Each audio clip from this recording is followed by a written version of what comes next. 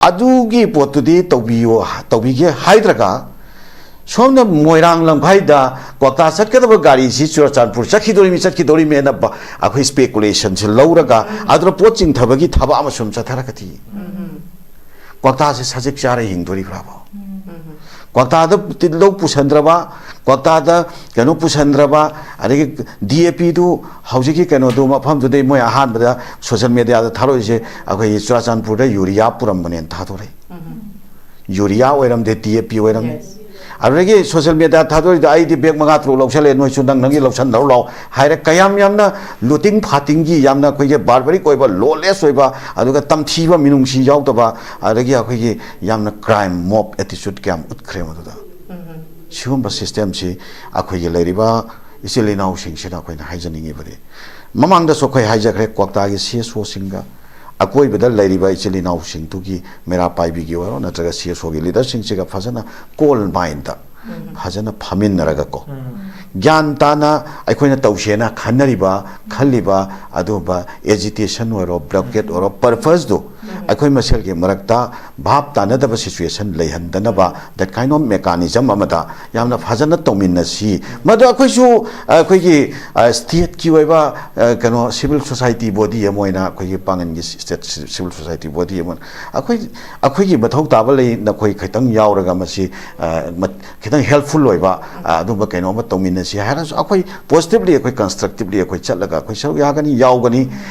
भाव तानबा situation पुरकना होनबदा maintain तौना होनबदा अखोइ तौन थोप लौगनी हाबा फमसे थमजरा लाखपनी अखोइ क्वाक्तासु नान उनजरामी ट्रोंगलाउबी की फैमिली दुदसो अखोइ चंगजरामी अदुगा हौजिक लेरिबा कनो सिसो अखोइ देवान दगी प्रोटेस्ट तौबगी अखोइसु लाउथोक्सरगा अमुकुना लेबनी अखोइ मणिपुर की पांगनता फम पुनमक्ता प्रोटेस्ट तौसेना मयाम लाउथो अखोइ तौसु तौरी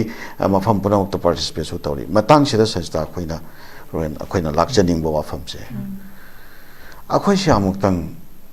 यामना जेन्युइन ओइबा सिटीजन नम ओइना अखोइ सिया ट्रांसफॉर्म तौद्रबदी गवर्नमेंट सु जेन्युइन ओइरोये yes अखोइना गवर्नमेंट सिदा अखोइगी पीपल सिना फजना अखोइ वारेप तौरगा गवर्नमेंट त वाफम खर फजन थमसे सि तौइना तौय याद्रगदी अखोइ डेमोक्रेटिकली अखोइ हेता मॉब एटीट्यूड नतबा हेता ngak ki oiba sudden provocation da brang ngak leraka अखोइ मसेल gi marakta nang adu tawba man adu tawba ina blame game tawnaraga loisan badu nataba अखोइ याम फजना तासन खोमजल लबा अखोइ gi मियाम gi oiba अखोइ ultimatum म थामगा ultimatum दु government fail ओरक का government सिगे मथक्ता अखोइ तौगदबा थबक सिंग सिगे अखोइ केनो action plan अमा फजना road map अमा फजना same suction सेबा अदुगा हौजिक अमगा लेरिबा ngasai democracy ne habado hौजिक कारिबा सिंग सि elected ngaktaneba democracy ne habako but अखोइ हौजिक मखोइ द वा खरा हाइसेबा अदो मोइगी मायokta wahi khara hek hairuba numito moi saugatpa kangbu amaga wahi hairuba kangbu amaga ani ge marakta contradiction la aneba plus la aneba ada si masi moi saugatpa kangbu se laiba sinane bosa constituency humpu sida mai saugatpa se akoi saida laiba 40 sida swai khan da laigrabani na ma sokpa yade ma sokpa yade hairamnina kaino boza point of view howsik so election tawdoi dana election laktoi neba akoi prajana akoi prajana repeat akoi na thami wafam se fail ora ko matam da moi gi lakade prajati mandate lawna ba lakko matam da akoi praja gi oiba akoi gi miyam gi oiba leiriba reality just the work tawbang namtraba na khoi akoi na langthoi the work tawbang namgada ba kangbu sa khoi na thamme na haiba namdri phawa la khidra laoita habgi wahang ni hujik lai se adumapu haidi hanagi former chief minister lairingai desu irang se dum question mangamde president rule lairaga su dum irang solution mangamde anauba BJP ge no chief minister malaga su irang se miyam ne expect tawrubadugi onna tainaba mane hek oibedagi hajik pokda khoina thengnari se unwanted incidents series tani thoklai se khoigi risikant laikidre adudagi mung trong lawbida manga legidre ukrul gida ꯃꯈꯣꯏ ꯑꯅꯤꯃꯨꯛ ꯂꯩꯈꯤꯗ꯭ꯔꯦ ꯁꯨꯃꯥꯏꯅ ꯇꯧꯗꯅ ꯑꯗꯨꯗ ꯅꯠꯇꯅ ꯑꯩꯈꯣꯏꯒꯤ ꯀꯥꯡꯂꯨꯞ ꯂꯩꯔꯤꯕ ꯇꯣꯉꯥꯟ ꯇꯣꯉꯥꯟꯕ ꯑꯩꯈꯣꯏꯒꯤ ꯀꯥꯡꯂꯨꯞ ꯃꯁꯦꯟꯗ ꯈꯥꯏꯕꯨꯡ ꯇꯥꯕ ꯃꯥꯟꯕ ꯑꯗꯨꯒ ꯏꯚꯟ ꯁꯤꯚꯤꯜ ꯁꯣꯁꯥꯏꯇꯤ ꯑꯣꯔꯒꯅꯥꯏꯖꯦꯁꯟꯁꯤꯡꯁꯤꯗ ꯀꯥꯂꯤ ꯇꯩꯁꯤꯟꯕ ꯃꯥꯟꯕꯒꯤ ꯃꯆꯨ ꯑꯃꯈꯛ ꯃꯤꯌꯥꯝꯅ ꯄꯣꯂꯤꯇꯤꯁꯥꯏꯁ ꯇꯧꯔꯦ ꯍꯥꯏꯔꯤꯕ ꯁꯤꯃꯛ ꯄꯣꯂꯤꯇꯤꯁꯥꯏꯁ ꯇꯧꯍꯟꯕ ꯃꯥꯟꯕꯒꯤ ꯃꯃꯤ ꯑꯃꯈꯛꯁꯨ ꯆꯥꯎꯅ ꯉꯍꯥꯟ ꯑꯩꯈꯣꯏꯒꯤ ꯀꯣꯀꯣꯃꯤꯅ ꯁꯤꯟꯕ ꯔꯦꯂꯤꯁꯤꯒꯤ ꯃꯇꯥꯡꯁꯤꯗꯁꯨ ꯑꯩꯈꯣꯏ ꯍꯧꯖꯤꯛꯁꯨ ꯑꯗꯨꯝ ꯑꯃꯅ ꯑꯃ ꯁꯦꯡꯗꯣꯛ ꯁꯦꯡꯖꯤꯟ ꯀ꯭ꯂꯦꯔꯤꯐꯤꯀꯦꯁꯟ ꯄꯤꯅꯕꯁꯦ ꯂꯦꯞꯇ꯭ꯔꯤ ꯍꯥꯏꯕ ꯁꯤꯃꯛꯅ ꯁꯤꯒꯤ ꯃꯔꯨꯝꯗ ꯀꯅꯥꯒꯨꯝꯕ ꯏꯔꯥꯡꯁꯦ ꯂꯣꯏꯁꯤꯜꯍꯟꯅꯤꯡꯗꯕ ꯀꯥꯡꯕꯨ ꯈꯔꯗꯤ ꯑꯗꯨꯝ ꯂꯩꯔꯦ ꯍꯥꯏꯕꯁꯤ ꯑꯣꯖꯥ ꯖꯂꯥꯟ ꯍꯥꯏꯃꯟꯕ ꯊꯣꯛꯂꯣꯏ ꯑꯗꯨꯃꯛꯅ ꯂꯩꯔꯤꯕ ꯐꯤꯕꯝꯁꯤꯗ ꯑꯣꯖꯥ ꯑꯩꯈꯣꯏ ꯄꯤꯁꯁꯤ ꯅꯣꯔꯃꯦꯜꯁꯤꯁꯤ ꯁꯥꯟꯇꯤ ꯃꯌꯥꯝꯅ ꯄꯥꯝꯃꯤꯕ ꯁꯥꯟꯇꯤꯁꯤ ꯄꯨꯔꯛꯀꯅꯤ ꯂꯥꯛꯀꯅꯤ ꯍꯥꯏꯕꯒꯤ ꯑꯦꯛꯁꯄꯦꯛꯇꯦꯁꯟꯁꯤ ꯑꯣꯖꯥ ꯂꯩꯕ꯭ꯔꯥ ꯀꯃꯥꯏꯅ ꯇꯧꯋꯤ ꯑꯣꯖꯥ ꯀꯃꯥꯏꯅ ꯊꯝꯕꯤꯅꯤꯡꯉꯤ ꯑꯣꯖꯥ ꯑꯝꯇꯪ ꯊꯝꯕꯤꯌꯨ ꯍꯥꯏꯔꯤ ꯑꯩꯈꯣꯏꯒꯤ ꯈꯨꯟꯅꯥꯏꯁꯤꯗ ꯁꯥꯟꯇꯤ ꯍꯥꯏꯕꯁꯤ ꯑꯩꯈꯣꯏ ꯂꯥꯛꯇꯕ ꯁꯨꯡꯌꯥ ꯌꯥꯔꯣꯏꯗꯕ ꯁꯥꯟꯇꯤ ꯍꯥꯏꯕꯁꯤ ꯑꯩꯈꯣꯏ ꯅꯣꯔꯃꯦꯟꯁꯤ ꯄꯤꯁ ꯑꯦꯟ ꯅꯣꯔꯃꯦꯟꯁꯤꯁꯦ ꯔꯦꯁꯇꯣꯔꯦꯁꯟꯁꯦ ꯇꯧꯗꯕ ꯁꯨꯡꯌꯥ ꯌꯥꯔꯣꯏꯗꯕ ꯀꯝꯄꯦꯜ ꯁꯤꯆꯨꯋꯦꯁꯟ ꯑꯃꯅꯤ ꯃꯁꯤ ꯂꯥꯛꯄꯗꯤ ꯂꯥꯛꯀꯅꯤ ꯂꯥꯛꯇꯕ ꯁꯨꯡꯌꯥ ꯌꯥꯔꯣꯏ ꯂꯥꯛꯇ꯭ꯔꯒꯗꯤ ꯑꯩꯈꯣꯏꯒꯤ ꯑꯜꯇꯔꯅꯦꯇꯤꯚ ꯂꯩꯇꯦ ꯑꯩꯈꯣꯏ ꯐ꯭ꯌꯨꯆꯔ ꯂꯩꯇꯦ ꯍꯥꯏꯖꯔꯤꯕ ꯑꯗꯨꯅ ꯁꯥꯟꯇꯤꯁꯤ ꯂꯥꯛꯀꯅꯤ ꯑꯗꯣ ꯁꯥꯟꯇꯤ ꯂꯥꯛꯅꯅꯕꯒꯤ ꯂꯝꯕꯤꯁꯤꯗ ꯂꯩꯔꯤꯕ ꯍꯔꯗꯜꯁꯦ ꯀꯔꯤꯅꯣ ꯁꯥꯟꯇꯤ ꯂꯥꯛꯅꯅꯕꯒꯤ ꯂꯝꯕꯤꯁꯤꯗ ꯂꯩꯔꯤꯕ ꯑꯩꯈꯣꯏꯒꯤ ꯀꯩꯅꯣꯁꯤꯡꯁꯤ ꯑꯩꯈꯣꯏ ꯑꯣꯕꯁꯇꯦꯀꯜꯁꯤꯡꯁꯦ ꯀꯔꯤꯅꯣ ꯑꯗꯨꯒ ꯍꯧꯖꯤꯛ ꯑꯩꯈꯣꯏ 2023ꯒꯤ ꯃꯦꯒꯤ ꯇꯥꯡ 3ꯗꯒꯤ ꯍꯧꯔꯛꯈꯤꯕ ꯑꯩꯈꯣꯏꯒꯤ ꯚꯥꯏꯑꯣꯂꯦꯟꯁꯀꯤ ꯀꯟꯐ꯭ꯂꯤꯛ ꯑꯁꯤꯗ ꯁꯥꯟꯇꯤ ꯂꯥꯛꯅꯅꯕꯒꯤ ꯂꯝꯕꯤꯁꯤꯗ ꯑꯩꯈꯣꯏ ꯃꯔꯛꯇ ꯑꯩꯈꯣꯏ ꯁꯤꯗꯩꯁꯤꯗ ꯁꯥꯟꯇꯤ ꯂꯥꯛꯅꯅꯕꯒꯤ ꯑꯩꯈꯣꯏ ꯀꯔꯤꯒꯨꯝꯕ ꯑꯦꯠꯃꯣꯁꯐꯤꯌꯔ ꯈꯔ ꯁꯨꯝ ꯂꯥꯛꯄ ꯍꯧꯔꯦ ꯍꯥꯏꯅ ꯁꯨꯝ ꯑꯩꯈꯣꯏꯅ ꯈꯟꯅꯔꯛꯄ ꯇꯥꯟꯖꯥꯗ ꯍꯦꯛ ꯑꯩꯈꯣꯏ ꯁꯤꯗꯩꯁꯤꯗ ꯂꯥꯛꯏꯕ ꯑꯣꯕꯁꯇꯦꯀꯜꯁꯤꯡꯁꯤ ꯀꯔꯤꯅꯣ ꯍꯥꯏꯕꯁꯦ ꯃꯁꯤ ꯑꯩꯈꯣꯏꯒꯤ ꯃꯤꯌꯥꯝꯅ ꯑꯩꯈꯣꯏ ꯌꯥꯝꯅ ꯐꯖꯅ ꯃꯃꯨꯠ ताना खंबा चंगी अदुगा लोइनना लेंगाकसु अखोई शांति पुरकननबगी चपचाबा नॉर्मेंसी पुरकननबगी चपचाबा अदुंबा विलिंगनेस तो मधु मागी कमिटमेंट दो यामना नाखै सेंगबा अमा चंगी अदुगा लोइनना लेंगाक अमसुंग मागी पीपल से मसी गी खुत्ता लैरे हाइजरिबा शांति पुरकबा हारिसे अना लेंगाक ना मागी तौफम थोकबा मथौदु रेस्पोंसिबिलिटी दो फजना चुमना तौबीरबा अदुरगदी शांति लाक्ननबगी लंबिसिदा यामना अचौबा अखोई केनोमा आशा अमदि अखोई अचौबा मंगाल अमदि थोरानेबा अदुगा लेंगाकना तौरिबा थबकसे मसिसिदा अखोई पीपल सिना अखोई लेंगाक लोइनना शांति पुरकननबगी लंबिसिदा अखोई पीपल सि चत्रबा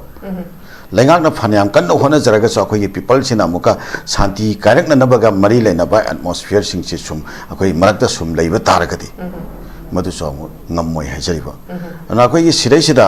akoi shanti puraknanabagi thabak sidaisida leingak na ngasi akoi 2023 dagi hauraga thorakhiba conflict sigi manungda paikhat khriba thabak singsi shanti puraknanabaga mari leinabada kayam phajaba thabak paikhat khrabage aduga paikhat tabage haiba pot amakak akoi mangda leihori yebako adu haujik nauna laiba khoigi honorable Sri Khemchana Lusingba leingak se मसीगे मांगदा चौबा challenges अमखक लई मदुदी शांति से मतौ करमना पुरकदमनो हाइबा कांसेसिदा ख्वाइदि अहानबा मक्तदा माना अखोय हन्ना हन्ना सु हाइजखरे माना अहानबदा माना कंप्रोमाइज तौबा सुंया यारोइदबा माना तौदबा यादबा थबा अमखक्ति कैना कांदा अखोय लेपाक्सिगे लॉ एंड ऑर्डर सिचुएशन से मसी मागी खुदता कंट्रोल तौबा चंगेबा लॉ एंड ऑर्डर सिचुएशन से लेंगाक अमनेना लेरगा माना फजना कंट्रोल तौद्रगदी कनागुंबा खरना सेंटर की ओइबि याय नत्रगा अतोपा अते फैक्टर सु लेरमबा याय लेरमदबा याय मदो सब्जेक्ट टू कंफर्मेशन मदुमदी तोंगाना थमसी अदुगा मागी खुत्ता लेतबा मानबा कनागुंबा खरगी याथन नायरगा तौबा मानबा थोंगमा हुजि हुजिक लेरिबा लेंगाक सिसिदा कोई मियाम जन उबगुंबम लेयबा अदो सिक्योरिटी से फजना मागी टाइट इन हैंड थमकांदा लो थुगाइरक मिसिंगसे मसिगे मथक्ता चपचाबा सिक्योरिटी की क्रैक डाउन से मसे अनकम्प्रोमाइज होइबा मोंगदा लो will take its own course of action हाइबदो चपचाना तौद्रिंगैदी पीस एंड नॉर्मेंसी कमाई प्रकतोइनो आहान मक्तदा अखोई लॉ एंड ऑर्डर सिचुएशन से impartial oiba mongda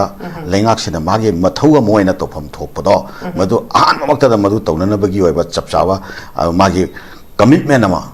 adu chapchawa magi power ama magi chapchawa kenoma readiness ama leibam thoyabo ana khoi sigi matang sida unified command magi makhota leibra leitabra haibagi wafam security advisor sira phamjal laga security advisor sigi through the remote control da khoi center de gi kai de sanari bra ada center sina khoi gi sida tongan tongan ba community gi marak sida khoi gi sum khoi gi bhap tana da ba khana chaina bagi system si sum continuity da thamna bagi aron ba musunga phongwa policy leibra haibna chingwa khoi gi miyam sida tam chana de gi le pa potse masi lengak sigi challenge ne ba manas peace and normalcy restore to ge taraga di adum masak lot pa musung lot ba element sing na sanarak pa ya ba disturbance mayam che masi mana masi namkhai raga state sigi magi tobham thokpa mathau do chapchana tawna na ba du ge commitment du da thau tawna na ba readiness ma oiga da bune ba lengak se kai gomba madu ge pot to chapchana ngamoi da oi taraga di memorial ground da ai out of capacity da lere masi aina dil tawwe akhoi ai gi husuk sik lariba position sina dil tawwe yararoi habse masi miyam da chapchana haiga da buni aduga loina na miyam se pulla kanda irrespective of akhoi community and caste grade akhoi lariba section punamaki miyam se manipur as a whole unitedly akhoi punsal laga akhoi yoiba future gi damakta akhoi pulap punna politician singina tongan be prosama political party sing sigi mai magi tongan ba narrative ama CSO singina tongan be prosama community gi line the CSO singi tongan ba approach mayam sigi mayam se thadu kanda manipur as a whole akhoi unified toraba dugumba akhoi apunba adumba approach samakak political convention samakak manipur khunai na mathau taba leibra aduga loina na center sida akhoi goiba chapchaba full fledged oiba akhoi goiba chapchaba lenga kama akhoi future akhoi na semjaba yaba magi karigomba india gi phiban nungda leijaraga su akhoi gi oiba akhoi gi future akhoi sana semjaba yaba akhoi na akhoi isa gi oiba policy program tawjaba yaba adumba atmosphere ama chapchana political atmosphere ama political power ama lamdam sida laknana baga mari leina bata akhoi chapchaba thawak tawbi muthok taba leigane ba nataba taragati akhoi political party sing sigi marakta party khena bagi tongan ba wakhalon narrative yes CSO singi maraktana amuka kamain toriba community line da mai magi lariba CSO sing sigi oiba tongan ba narrative nagagi CSO gi oiba nagagi narrative kuki gi oiba narrative akhoi sesina akhoi se leiba akhoi gi mayam sigi oiba manipur gi perspective ta karida ma amada akhoi gi so akhoi gi narrative adu akhoi na sira manipur gi perspective ta toriba narrative si so amuka manipur as a whole amuka lakpa kanda nagagi tongan ba narrative kuki gi narrative en chatnara leiramnina si so amuka akhoi tampak ta confine toba adum makhal gi narrative amu tarak bako sigi mayam se sinadi akhoi gi manipur as a whole sigi united oiba akhoi gi fat se masu pung phab wat kani naga kuki maitai pangan akhoi gi seja te tai leriba kanglup mayam se sisi manipur as a whole sigi united oiba feeling amagi makhada akhoi pulap punsalaga akhoi tungi future amagi tamak akhoi approach toba madugi akhoi political akhoi power center ama akhoi praknana bagi akhoi wakhalonda akhoi wak tobagi culture se laktragadi permanently akhoi manipur peace thambase wagadra haibatugi concept to lai government sina magi mathau du tawbaga loina na akhoi people sisu akhoi people as a whole akhoi magi kanglup ta yumpham waraga yengba akhoi perspective se masi khaitang akhoi amtang munna wakhan khandar ka masi hongdokpagi matam oirabra habase masi ai humbly ai manipur people punamakta ai se hangachaninge ba akhoi khitang emotionally akhoi thamba wakhal aigi oiba kanglup ki perspective tagi yengba emotional oiba wakhalon se khajitang thamaga as a human being manipur as a whole akhoi region sida akhoi india gi manung sida world sida manipuri ko nation namakak akhoi leibase masi ngasi di india gi phiwan nung da india gi constitution gi phiwan nung da leijaraga su leiriba akhoi gi nation se sisi ki tungi future se akhoi masel gi marakta tongan ba akhoi kamsal pu hu mayam akhoi masel gi marakta create torok ba tongan ba mindset mayam china maram morakanda akhoi si pumchai chaira tasan khomdan ngamoi da situation ma khakta akhoi horei ba angang sing sida akhoi gi future se maseng marang oina uba bhap tabang ngamak ta ba akhoi gi kano se mangi manglam chatna karino khangat ta ba tunglam chat su akhoi gi as mami shamchalak pa that kind of akhoi gi chanei na ba akhoi gi political atmosphere social atmosphere ma ta le re ana sresida any akhoi ke no ma incident ma thok pa matam da akhoi hojik leiri ba film se kanglu phurup ki wa khoi ki kano dagi lens dagi kanglu phurup ki wa perspective dagi law in interpretation se lakna re bo sik se toris masi am achoba labak thiba tangka ama khatta stage ama khatta khoi da sangsal lakpagi mami ne ba se tari se ko ano for example akhoi se da tronglao bi gi incident thoe tronglao bi gi incident tho kanda Manipur as a whole akhoi united oina phasana lep khatpa ngamte akhoi sira movement di tawi jangselli tawi adubo tawri ba se mangam yam kan san bang ngam dawgi maram che akhoi phasana Manipur as a whole unite oina akhoi punjan ngamte ngamje sige marak sira tari ba mami di political gi waiba tongan ba differences mayam ba khaki mami se lot nam sum phong na khara khara mami ta bagi podam su lei hauji haibi greba ngarang nan gi sira bazar daga tawriba koi mob ki koi attitude kari kra ama lai se masi si marumda kaino khoina koi media gi thong da miam da public domain da hek ta hai bu su nuai jata ba ko hai su haining da ba aduga kai gumba smell kharati kaino manung se nungsit kharati set pagi mami ma dum tanari ba se da ko ana masigumba mayam sin di kai da koi future la ka da gi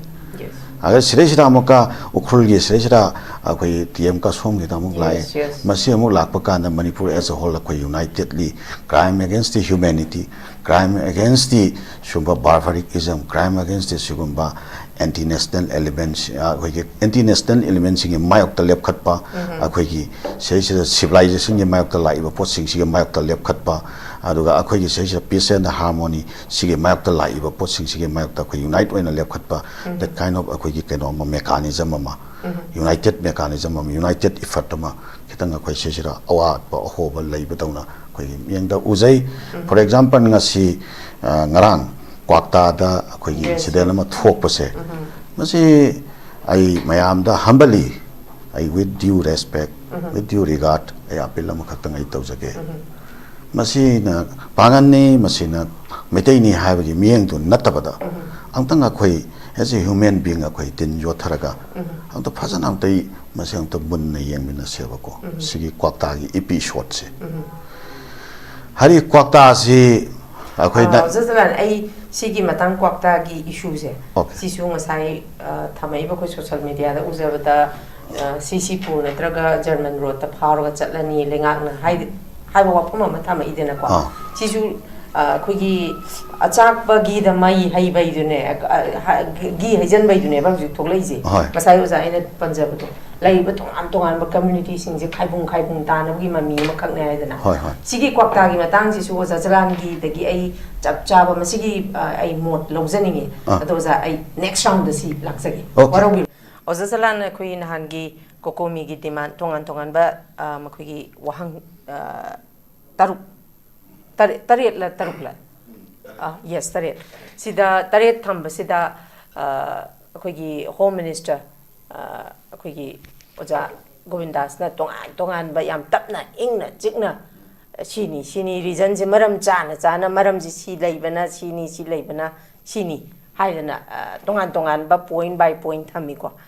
adu da leiriba hojiki conflict sigi matang sida round about tha marimti masi lairiba haidi hojik thoiba irang si tha marimti changine haba statement amaksu amaksu thamgibana ai adum taja ho sigi matang sisu aduga su abrogate tawgi matang su yawba sida masi khogi assembly da member of house ta bukat khiba targa su khogi hairiba sigi matang je extend tawse home minister ro yawgrabane na masi makhogi makhutta adi thoiba hojik leiba conflict sigi matang da khogi su extend tawrpa sigi achauba ko sama reason na ma yawrine se mayam de dum khangibne ba oza sigi matang si su dum mayamna wahang je thamaga su makhoi di hojik di oiba ngamoi haibagi answer nga tane ba mana pirise noina haibasi thabak oina onthoage adu tawrage adagi IDP in han tronglawbi da CRPF na ahum tawraga firing tawraga legidaba ahum digi matang da su madu controversy yam lei discuss yam tawgadaba lei khole haidana dum thamme adubu ojajalan da ina lakchaning se ojajalan ekhoina haidi ꯃꯈꯣꯏꯗ ꯋꯥꯍꯪ ꯑꯩꯈꯣꯏꯒꯤ memorandum ꯐꯅꯌꯥꯝ ꯄꯤꯁꯜꯂꯒꯁꯨ ꯃꯈꯣꯏꯅ ꯇꯧꯔꯔꯣꯏꯒꯦ ꯍꯥꯏꯗꯅ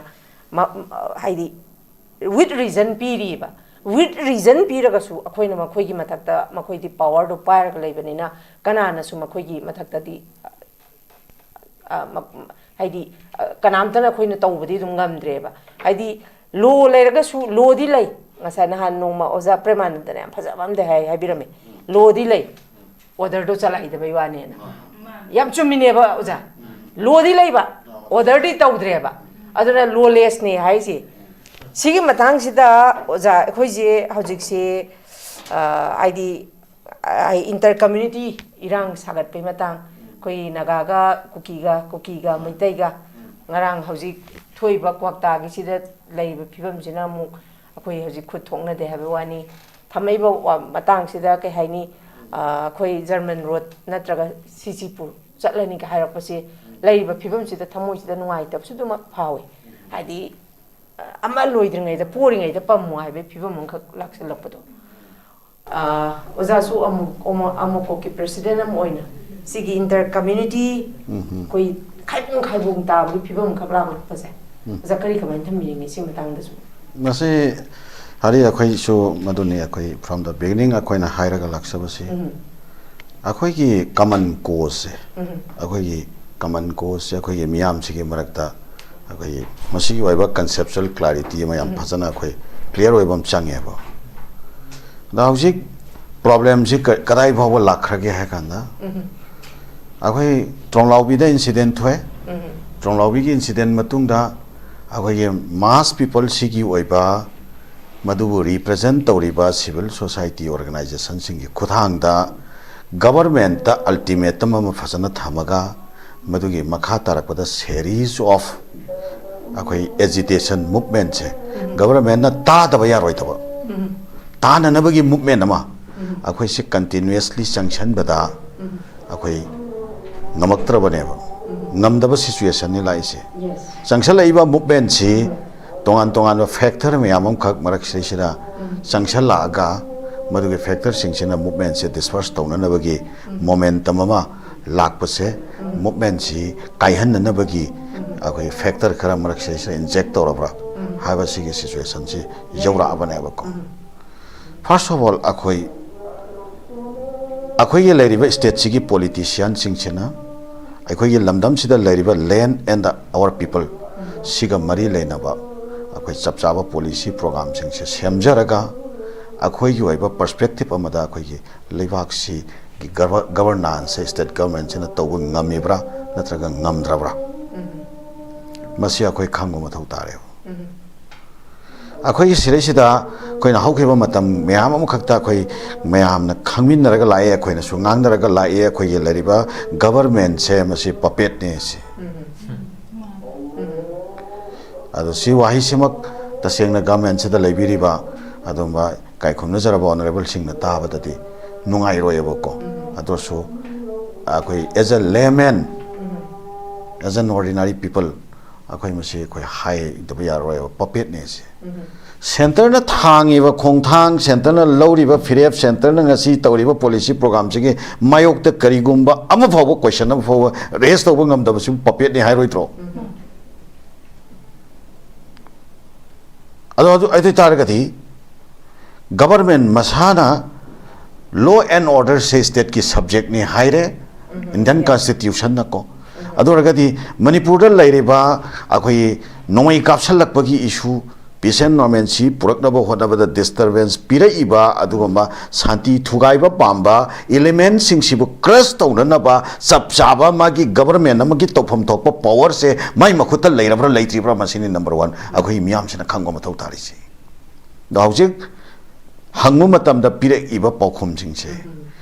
ꯄꯤꯕꯤꯔꯛꯏꯕ ꯁ꯭ꯇꯦꯠꯃꯦꯟꯁꯤꯡꯁꯦ ꯇꯧꯕꯤꯔꯛꯏꯕ ꯗꯤꯂꯤꯡꯁꯤ ꯌꯦꯡꯉꯒꯗꯤ ꯃꯥꯒꯤ ꯃꯈꯨꯠꯇ ꯄꯋꯥꯔꯗꯨ ꯂꯩꯇꯕꯒꯤ ꯄꯣꯠꯅꯦꯕ ꯑꯩꯈꯣꯏꯅ ꯎꯔꯤꯁꯤ ꯁ꯭ꯋꯥꯏ ꯃꯇꯥꯡꯁꯤꯗ ꯑꯩꯈꯣꯏꯒꯤ as a civic body ꯑꯩꯈꯣई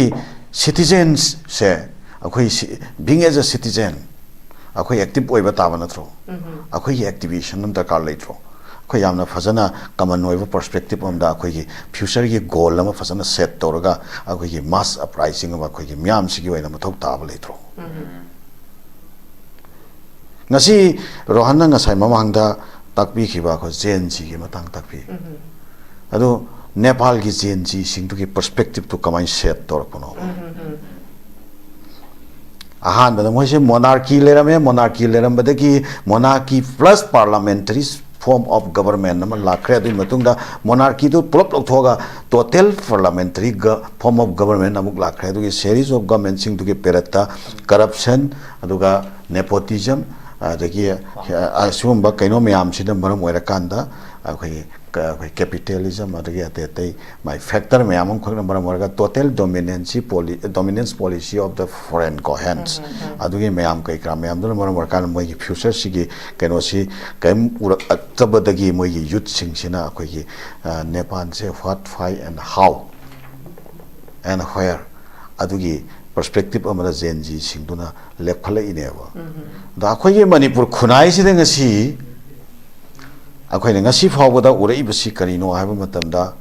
matam amada akhoi ningkha tamna panjaram bai rei pakni ado bharat ki phiba nungda tinghre madu tinghra matungda ngasi phawbada series oina akhoi lam sida laiba impose to rei ba system che masi karino haiba se akhoi leiba zenji sinu ubam changeba akhoi kok sida karino anaba akhoi kok se pakriba anaba lokthokpa ngamdaba anaba sisu akhoi zenji sinu ubibam changeba akhoi elder generation sing sigi kok ta na kriba paksan lag lai kriba lokthokpa ngamdaba anaba sisu karino sigi anaba se kanane inject tokriba anaba no krai di lakhiba anaba ne sisu zenji no ubibam changeba aduga loina na akhoi future gi oiba perspective ma yamna phasana set to taiba madugi perspective aduda akhoi yum pham ora kan da government se da akhoi phasana question to ri ibase kokomi na question to ri ibase si gi question se maram chai sumaina siragi hena akhoi gi larger section punamak sigi akhoi endorsement oiba yauba loina ba ki endorsement yauba common people may am chicken endorsement yauba yamna mapung marai farba well aware oiba akhoi marakta tongan ma injection lakpada akhoi gi chaliba akhoi gi khongchat sira kai han bang ngamoi da that kind of mechanism amada akhoi fazana organize torba that kind of movement am akhoi mathau tar oi traba madu toksia targati hangana yengba changi akhoi khunai sida nagam sung kuki gi marakta balance ki conflict thokre akhoi khunai sida maitei amsung pangin gi marakta 1993 da akhoi kano to khore balance thokre akhoi khunai sida ngasi naga versus maitei kuki and pangal sigi waiba matam sangna muknaba leigre akhoi leipak si nagana greater nagalim semgani haiba sigi poche 1997 ge august ki 1 da ceasefire agreement NSN IM ga hek tawna khiba adugi matung tarakpada ngasi akhoi miyam sina political gi waiba turmoil political waiba charang na social charang na ba aduga kaun ki marakta akhoi gi kol kari haitare enmity gi waiba mindset aduga akhoi social phenomena ya mama create torakta matam sangna leirore naga versus Maitai, Kuki, and Pangan. Sigi, Dilem Nam, Sang Lebre. Nasina Mukari Lakre, Kuki versus Maitai balance Lakre. Sigi Bakata Rakosida Amuka, Hauseksha Muka, Walhuri Bakanlup Singsia Muka, Siam Kanan the Bayati Habagi, Puram layer of Jala, one base and layer of Jala Kanagumba, Masak Lot Parliament Karata. Masia Koi, question toning I, the way Abamatam, Wakan Kantaba Yabamatamam Laya. Aina appeal towning both Pangan and the Meitei communities. Akhoi Puning Patas. Akhoi Kanodagi Hantoksi. Akhoi Yamna Koi violent toiba, Ariam provocated toiba, Adumba Koi motive, Natraga language, Natraga mindset, Madri Hantoksi. Aduga Ladiba fake Shikarino. Madida Akhoi Maselgi Marakta Ladiba fake ado, Aduda Akhoi reality zatu karino achum badu karino adu reason da khoi me am punna khana nei na min seba adu ga khoi result adu gi matungi na khoi phasana yanaba purak seba yanaba du gi matungi na satmin na seba ai sire sida ai mar am tanga thatsagi ꯑꯩꯈꯣꯏꯒꯤ ꯉꯔꯥꯡꯒꯤ ꯀ꯭ꯋꯥꯛꯇꯥꯒꯤꯗ DAP ꯐꯥꯕꯒꯤ ꯃꯇꯥꯡꯁꯦ ꯃꯁꯤ agriculture ꯗꯤꯔꯦꯛꯇꯔꯅ ꯁꯦꯡꯗꯣꯔꯛꯄꯒꯤ ꯃꯇꯨꯡ ꯏꯟꯅ ꯃꯍꯥꯛꯅ ꯍꯥꯏꯔꯛꯏꯁꯤ DAP ꯍꯥꯔꯁꯤꯡ ꯑꯗꯨ ꯂꯩꯉꯥꯛꯀꯤ ꯑꯌꯥꯕ ꯂꯧꯗꯕ ꯑꯣꯊꯣꯔꯥꯏꯖ ꯗꯤꯂꯔ ꯑꯃꯅ ꯂꯣꯟꯅ ꯆꯤꯡꯕ ꯑꯣꯏꯔꯝꯂꯦ ꯍꯥꯏꯔꯤꯕ ꯁꯤꯕꯨ ꯔꯤꯖꯅꯦꯕꯜ ꯑꯣꯏ ꯃꯁꯤ ꯁꯦꯡꯅ ꯍꯥꯏꯔꯀꯥꯟꯗꯀꯣ ꯑꯣꯖꯥ ꯑꯩꯈꯣꯏ ꯍꯟꯗꯛ MPSCꯒꯤ ꯑꯩꯈꯣꯏ candidate mayam ama success oidana koi mai pai koi nongma MPSC gi aspirant amaga sida koi dai tawgreba aduda mahakna thamamba wafamsi kari message convey tawbidingen hai matamda leiriba youth sing sen leitragadi paisa piba ngamoi da boitaragadi MPSC exam si thabiranu ningba kaina bagi machak amane hairame ko oza masida laksani ba wafam se agriculture director na lengang na khangdana pu dealer ama khangna ma khoi khanglong de hari si oza sina takpadi ngasai corruption si dai lai ni ko makhoi su thabak si changi bida sin jam pi gram ni na paisa da hanjan da si chana ba ya wafam na te ba director bana asuyam ba phari ba potsi kaino tawde lengang na khangde department na khangde hai se oza loi ma interrelated ne oinari se sidi each and haidi a makok tagi hauraga a kaino bong ne ba koina haidi kok tagi hauraga khong bong ne ba loi corrupted oirabani na sigi phibam sidadi oza koina zazalan phaniamna kari haini normal si se puninga su pi se puninga su ai haiba ai se ai se ne hena lurak pasina ai pes ai kana hawra loire leiba ki khande ba kasu hajik thoi ba ita reli thoi ba kholi ba myam se sen pai ba thong get lola loi le tho mani kana pu laira ba khoi gum ba no magi sura ba ta la sa ba akoi khara da nei thoi je oza si sina awon ba si porak se har ka sunga sai genji gi mindset ka har ka sune haidi yembi jaladi yanau ille haidana akhoi dagi tamningai hojik leiri basidagi GNG singina tamningai apha basi leishal latremi cham oja kari haidi tentak no jatham biu si matang sida hojik se kano ne agriculture director do ma hane inquiry to godam ma hane investigation to thoktai akhoi lamdam sida gari ama adu jo kano gari du kano di nate ba abai khaw da hapaga natra phi manung da hapaga yepa proko poti nate ba adu de brought light ta sira lakpa gari bu ma lenga ke ya ba yaw yaw te khande se ma kari mau da gi chang pada ma gi kano document check to dab ja la ba adagi kano to dab ja adu si gi responsible kano sing do madi ma takta to ga dom ne ada kano sira hari ai sira wa phom tang lak chage ko Joming asagi sanstana takpi kiba akhoi hungry man is angry man atu madu jomia khoi gi miyam ste emotion kharati lere penda ba khar lere thore ba tongan wa tholan thok miyam se sida akhoi nena ta ta ba adu shauning ba penda ba aggressive oi ba mindset kharati lae ba ko ado akhoi gi kwakta gi sida si miyam da misconception ama khat lai ga da ba poram khai clear am ta tau se ge ba Kwakta se hari day one dagi makoi se victim ne ba mase kamaina victim hoega kwakta sina koi gi kari hata le lanban fortress oiru basina agoi somna kandagi takhalakpa kuki singsiga somna kandagi takthakhiba koi gi meitei siga ani jige marak sida moise lanban oiru bagi moise victim ne kwakta se ana moigi sina moina lobjarak pa thodang se koi miyam chani ignore to bom leiri yeba ko matam chida foksau ikhai dagi torbung bangla dagi akoi bada leiriba maitai miyamam khak akhoi kano torakpa miyam se chen thurakpa thwai hingna chen thorakpa miyam se kwakta gi yomthong khuding makta relief camp oiraga ko akhoi masajid singchige mohalla khuding makti gi cheng khainaraga mayam se moina hospitality piraga mokoina masigi mayam se mokoina torki baneba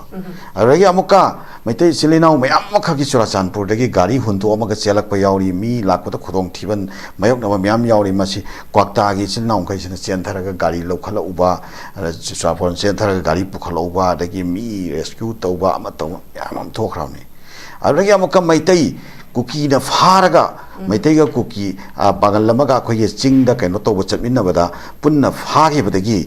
अदुदा पागल मखैना तानरगा पागल दुदि पिथोरे N मैते दु पिरो N तोबदा cookie मखै दुगा मुक्नरगा पागल सिंगदुना मैते दु rescue तोरगा पुरखिबसु लैखरामने बा कोक्तागी पागल सिंगसिना ngasi अरगी मखा तारकदा करी तोई हाइबा मतम से कोक्ता से सिदा मतम सांगना अखोई एक्सटोर्शन तोबिबा अरगी फारगा पुल्लगा लंबीदा अखोई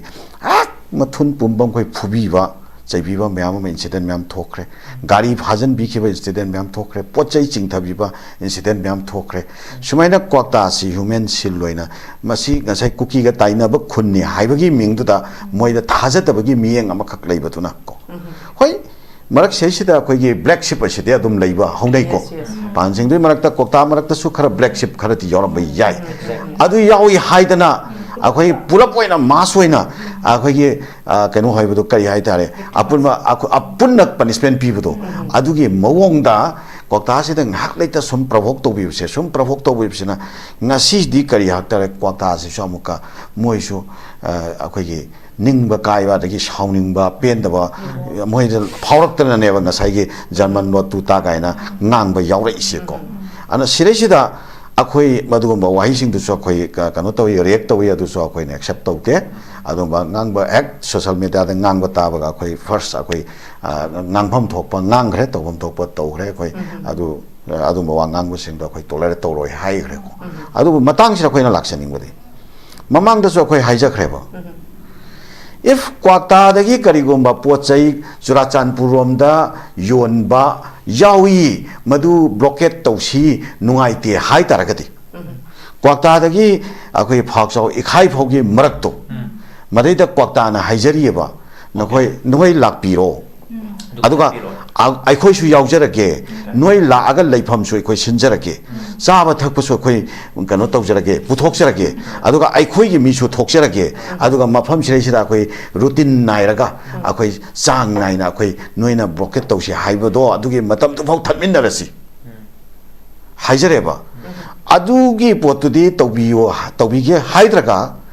सोमने मोइरांग लंखाइदा कोक्ता सटकदब गाड़ी सी चुराचानपुर चखिदोरी मेना अखोइ स्पेकुलेशन से लौरगा अदर पोचिंग थबगी थबा अमसुम चथरकथि कोक्ता से सजिक चारे हिंदोरी फ्राबो कोक्ता द तिलो पुसंद्रबा कोक्ता द कनो पुसंद्रबा अरेगे डीएपी दु हौजिकी कनो दु मफम दुदे मोय आहान बदा सोशल मीडिया द थारोइसे अखोइ चुराचानपुर द यूरिया पुरम बनेन थाथोरे यूरिया ओइरम दे डीएपी ओइरम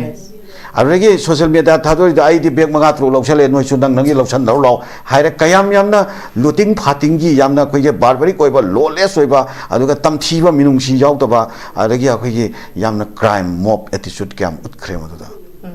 सिगुम्बा सिस्टम सि अखोइगे लेरिबा इसिलिनाउ सिंगसिना अखोइना हाइजनिंगी बदि ममांगदा सोखै हाइजखरे क्वाक्तागी सीएसओ सिंगा अकोइबदा लैरिबा इचिलिनाउ सिंगतुगी मेरा पाइबिगी ओरो नत्रगा सीएसओ गी लीडर सिंगसिगा फजना कोल माइंदा फजना फमिनरगा को ज्ञान ताना अखोइना तौसेना खनरिबा खल्लिबा अदुबा एजिटेशन ओरो ब्लॉकेट ओरो पर्पस दो अखोइ मसेलगे मरक्ता भाप तानदबा सिचुएशन लेहंदनबा दैट काइंड ऑफ मेकानिज्म अमदा यामना फजना तौमिनसी मदो अखोइसु अखोइगी स्टेट की ओइबा कनो सिविल सोसाइटी बॉडी अमोइना अखोइगी पांगनगी स्टेट सिविल सोसाइटी बॉडी अमन अखोइगी मथौ ताबा ले नखोइ खैतंग यावरगा मसी खितंग हेल्पफुल ओइबा अदुबा कनो म तौमिनसी हारस अखोइ पॉजिटिवली अखोइ कंस्ट्रक्टिवली अखोइ चलगा अखोइ सौ यागनी यावगनी भाप तानबा सिचुएशन पुरकनबो होनबदा मेंटेन तौनबो होनबदा अखोइ तौन थोप लौगनी हाबा फमसि थमजरा लाकपनी अखोइ क्वाक्तासु नान उनजरामी ट्रोंगलाउबीगी फैमिली दुदा सोखोइ चंगजरामी अदुगा हौजिक लैरिबा कनो सिसो अखोइ देवान दगी प्रोटेस्ट तौबगी अखोइ सु लाउथोक्सरगा अमुकुना लैबनी अखोइ मणिपुर की पांगनता फम पुनमक्ता प्रोटेस्ट तौसेना मयाम लाउतो अखोइ तौसु तौरी मफम पुनमक्ता पार्टिसिपेट सु तौरी मतंग सिदा सजदा अखोइना रोन अखोइना लाक्चनिंगबो वाफमसे अखोइ सियामुक्तंग यामना जेन्युइन ओइबा सिटीजन नम ओइना अखोइ सिया ट्रांसफॉर्म तौद्रबदी गवर्नमेंट सु जेन्युइन ओइरोये yes अखोइना गवर्नमेंट सिदा अखोइगे पीपल सिना फजना अखोइ वारेप तौरगा गवर्नमेंट ता वाफम खर फजन थमसे सि तौइना तौय याद्रगदी अखोइ democratically democratically akhoi hekta mob attitude na taba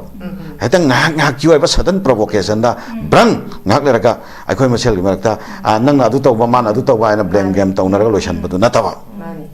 akhoi yam phajana tasan khomjal laba akhoi gi miyam gi oiba akhoi ultimatum ma thamaga ultimatum to government a fail or a kind of government sige mathakta akhoi tawgadaba thabak sing sige akhoi kano ma action plan ma phajana road map ma phajana sema sanction seba aduga haujek amaga leiri ba ngasai democracy ne habado haujek kari ba sing elected ngaktane ba democracy ne ba ko but akhoi hojek makhoi da wa khara hai seba adu moi gi mayok ta wahai khara hek hai ro bonme to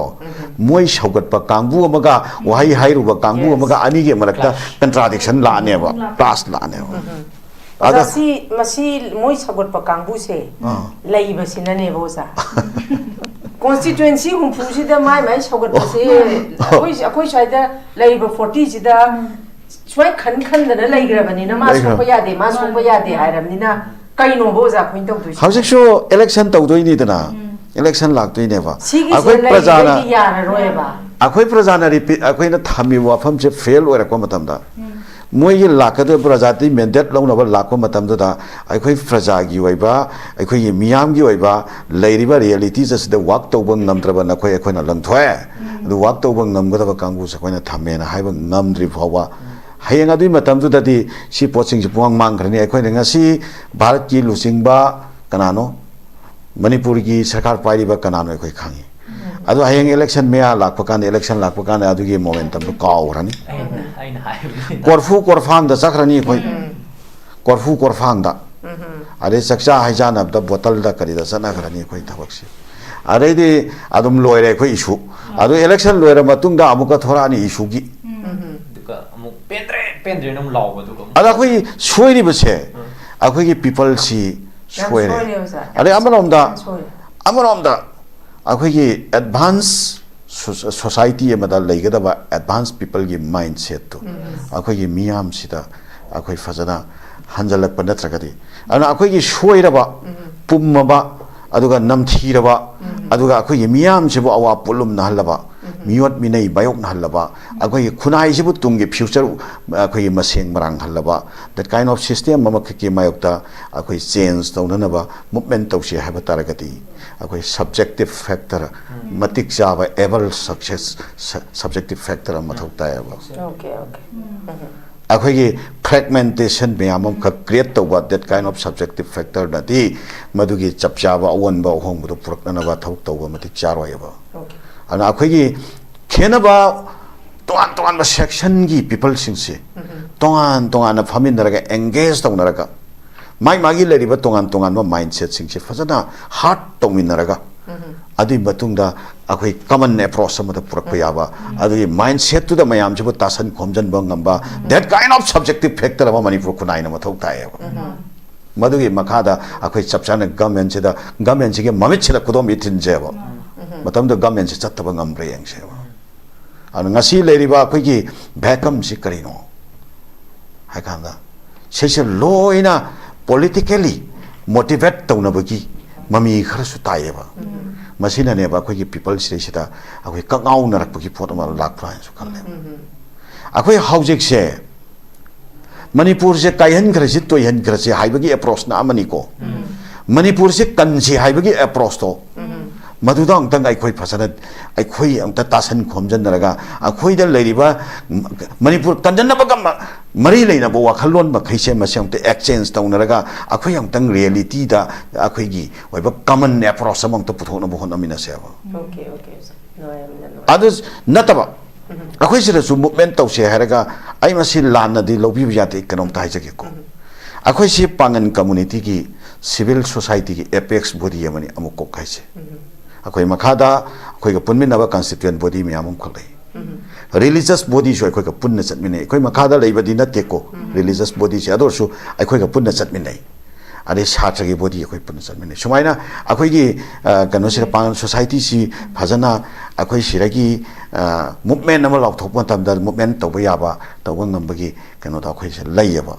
but akhoi sira manipur as a whole sigi united struggle ma akhoi tawse ha taragati akhoi Manipur Sida, Quigi Manipur future Sesiga, Marilyn and Wakanabada, Paminabada, approach to Kanabada, Natraga Taudobe approach to Equina Yaning the Bayorgasu, Yaning de Haibagi, Manipur Sida, Mapu Wena, Wangang Bagi, Hakshi, Kaikum, Nabira Matunda, Aquipuna Paminabagi, Baramenamam, Panan Pam Tokrava. Other Kanagoma Karana, movement of a dark Lautokan and Nakushu banner, Pyra Toro, Hibaneva, Kodatorishi. Nakushu Lepaxi Prajanatra. No is a banner Pyra Toro, Slogan Lauro, Hibaneva. Naku is certainly by a prosita. A coin Lepaxi Prazamo in a coin of Chum Duribra, Landuribra. Kamai Chalaga Chumgaduino, Kamai Chalaga Chumuduino. Hibashi Lepaxi Prazamo in a coin of laser by Koyu wisdom do. Madugi Mafam, Madu Hazana Kanaraga, one lip Navada, Madugi Mafamdo is best to. Away Panga Pameva. Nakalam the Koy was a Zalana Tamise, Nakalam Rom, the Amsum Meba. Adubu, Nakalam down Yen, Kanda Quigi, Hingono Mamada, Equigi, Kenomada, Tabakarma, Matokomatanda, I eliminate Samina with the department of the Kayinoda. Nang the Queen High with their Qatar, Nang the Quigi Mini Kalaga. Another correct but one talk of Singapore. Movement shut down to the Shabase. Kanaguma Karana Warep Dore. Shut down Sidaki, Hen effective boy Gadaba, Atopa movement among Kaigumba, Lay Hibagi Wadinatiko, Karigumba, Aquida Madi Wakalon, Leramen Kalas. How did he shut down the Lautokra Matunda, Aquina Tautosi shut down the Poloto Bakatani? Kraidno but one tau dena censor Lagaquina, Sigi Matang Sidang Kanauki Sena, High Ruto is a Crichton of Alaina Tamjani is a Aina Tamjani is negative Natiko, constructive when a Tamjan. She Tauba, Kotpa, Habasima. Even a quickie Chatliberelli, she the Su Masairo, nothing, Ripa Meam Sineba. Really much a target, Taugadavana, Tauidavana, I will say. How's it? Akwai Sesida Manipur as a whole, she unified way among the movement, Prazagi movement of Shari unified way command structure among Makada. Satabayadavani. She lighting again Marakshida. How's she? I coin a palm, and I quit Shagi Weba, Tongan Warepam Lojar Guy Quayueva, movement number Loktu and a Kalaseva. Taudoria movement says that Saturday process self contradictory way across La Kadra, Maduna Maramoraga, Coimasel Gimarata, misunderstanding, creator of Kadrana, Aquasu Kanbagi, unified way movement, Amada, Aquasu inclusive way in a walk down another, Aquagi, Matamdo, Tanzado, Quasum, Aquasu Loning Bagi, Wakanti, Lajay, Mamang the Somasia Quaitatana, Fondoga Lai, Adua Quay mainstream da, walk to very vessel now, sing I with due respect, I ambali, I appeal to get through this medium call. Akwai makata rakpadadi movement amagi walk to matam sida akwai phajana akwai extensively khana naina bagi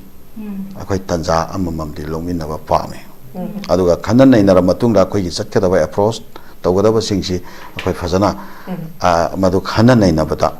akwai people sing sibu represent tawba lupa moina akwai su saruk lojage aduga loina Matam Sida Darkar lay have a target area sing sida effectively a quiggy movement sida participation. Aquina Handaki sida quiggy participation currently labor participation shall quite satisfies OIT.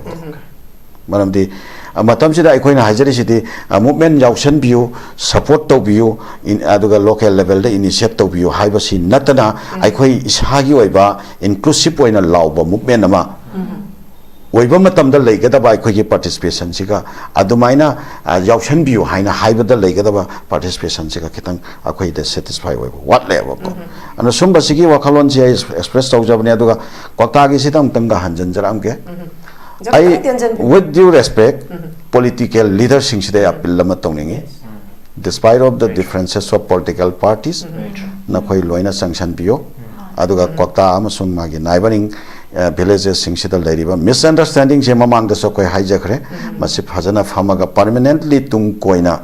mauksa su moirang mai kai se ka hana nungsinana leiminarakpani ado kaimta mamang da nuai tabagi ate mafam da koi meter masa masa leikiba taraga su moirang mai kai se di madu utabani ada handak si misunderstanding khara leiri se masil lehening de ado migi खुल्लमगी मिगी कनो सिदा deliberately मखोइद पुसनबा pot मखै सुम थिंजनगनी सुम चिंगधनी हाबा तारगदी खुंदुदा लरिबा मिसिंगसिसु प्रोवोकेट तोरकनी नुआइतबल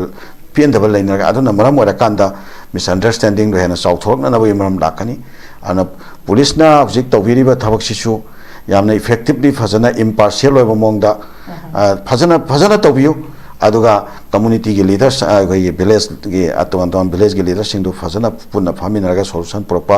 नंबो ओइसन पुरंगनब लंबीदा चटपियो क्वाक्तागिसु अदुदा चटपियो अदा कोइबदा लेरिबा सिंगसु चटपियो अदुगा खेनाबदु differences तो लेहनबिगनो अदुगा अमरमदा political leaders सिंगसे अखोइदगिदी सीएसओदगिदी लोइनमक्तगिदी political leaders सिंगसिने ना शक्ति लेको मखोइ संगसन बसे यामना मथौ ताइ हवा फमसे थामसके okay thank you very much Rohan